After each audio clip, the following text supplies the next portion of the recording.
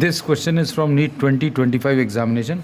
The statement of the problem says an electric dipole with a dipole moment 5 into 10 to the power of minus 6 दिया है, is aligned with the direction of uniform electric field of magnitude.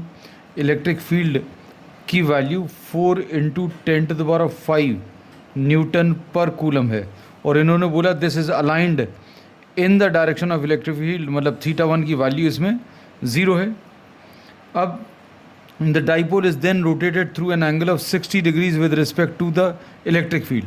The change in potential energy of the dipole theta 2 की वैल्यू 60 degrees.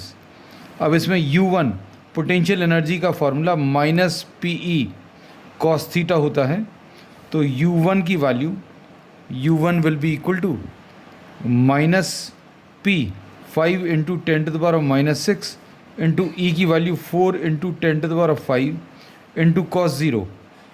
अब ये 4 into 5 20 आ जाएगा, तो ये minus 20 into 10 to the power of minus 1. अब ये 10 to the power of minus 1 इसके साथ कंबाइन होकर माइनस 2 जूल्स दे देगा. अब final potential energy minus PE cos theta 2, P की value minus 5 into 10 to the power of minus 6, E की value 4 into 10 to the power of 5 into cos theta 2 की मतलब वैल्यू कॉस 60 की value 1/2 आ जाएगा.